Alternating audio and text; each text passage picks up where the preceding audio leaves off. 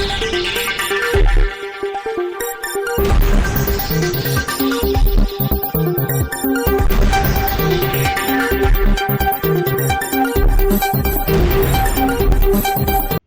નજીક આવેલા માધવરાય મંદિર અને મોક્ષ પીપળાના દર્શનાર્થે આવતા ભાવિકો માટે સ્વચ્છતા ભરી વ્યવસ્થા જિલ્લા વહીવટી તંત્ર દ્વારા આયોજન કરવામાં આવ્યું। ચોમાસા દરમિયાન થતી ગંદકીનો કાયમી ધોરણે નિકાલ થાય અને મંદિર પરિસરમાં સ્વચ્છતા સાથે ભગવાનની મૂર્તિ એકદમ સ્વચ્છ અને પવિત્ર રહે તે માટેનું આયોજન જિલ્લા વહીવટી તંત્ર દ્વારા કરવામાં આવ્યું છે। પ્રાચી નજીક સરસ્વતી નદીના કાંઠે ભગવાન માધવરાય બિરાજી રહ્યા છે। સાથે સાથે નજીકમાં જ મોક્ષ પીપળો છે।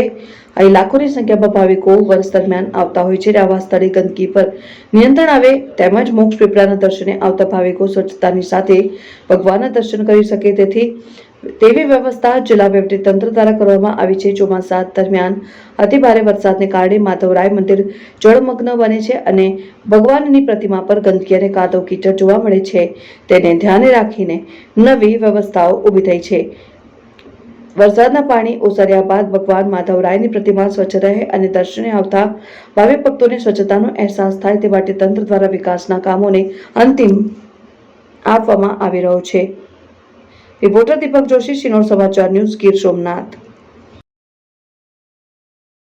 પ્રસિદ્ધ માધવરાયજી મંદિર છે પ્રાચીન તીર્થનું, જેમાં લાખો લોકોની આસ્થા સંકળાયેલ છે અને તર્પણ માટે દર વર્ષે લાખોની સંખ્યામાં લોકો અહીં આવે છે।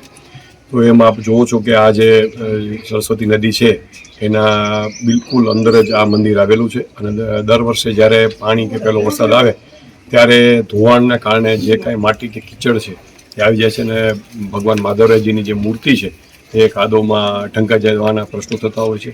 બીજું કે જે આઈનું આ જે આપ જોવો છો એમાં પાણી લગભગ 8-1 મહિના જેટલું તો હોય જ છે, એના કારણે આખું ચીકાસવાળું થઈ જાય છે અને જે ભક્તો આવે છે એને એમાં લપસી જવાના પણ બનાવો બને છે।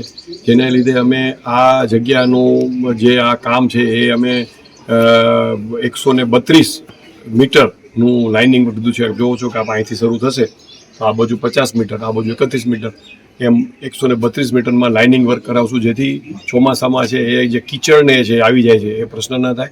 આપણે જ્યાં ઊભા છીએ અને પાછળ ભગવાન જ્યાં બિરાજમાન છે એની આજુબાજુની જે ટાઇલ્સ એવી લગાડશું કે લપસી ના જાય, લોકોને લીલ ના થાય ને લોકોને લપસવાના પ્રશ્નો ન થાય। બીજું, જ્યારે વરસાદમાં ભગવાનની મૂર્તિ ઉપર જ્યારે કાદવની થઈ જાય છે ત્યારે એને સાફ કરવું બહુ અઘરી વસ્તુ થઈ જાય છે। તો આપણે એમાં એવી ઓટોમેટિક ફુવારાની સિસ્ટમ રાખશું, સ્પ્રિંકલર રાખશું કે એક સ્વિચ પાડવાથી એ આખું મૂર્તિ ઉપર જ ફુવારો અને અભિષેક થાય અને મૂર્તિ ચોખ્ખી થઈ જાય અને પછી મોટરની મદદથી એ જે ગંદુ પાણી છે એ બહાર નીકળી જાય અને ચોખ્ખું પાણી છે એ અંદર આવે। આમ ભગવાન છે એ સ્વચ્છ પાણીમાં જે બિરાજમાન રહે એવી ભાવનાથી આજનો આ કાર્યક્રમ છે માન્ય સંસદ સભ્યશ્રી, માન્ય ધારાસભ્યશ્રી, જિલ્લા પંચાયતના પદાધિકારીઓ અને અમારા સાથી અધિકારીની સાથે રાખીને કરવામાં આવેલ છે। સાહેબ, આ કામ કેટલા વર્ષમાં પૂરું કરવામાં આવશે? આ ચોમાસા પહેલાં જ પૂરું કરી દઈશું। આ ચોમાસું આપણું આવે જૂન 15 ચોમાસું હોય એ પહેલાં જ આ કામગીરી છે એ પૂર્ણ થઈ જશે।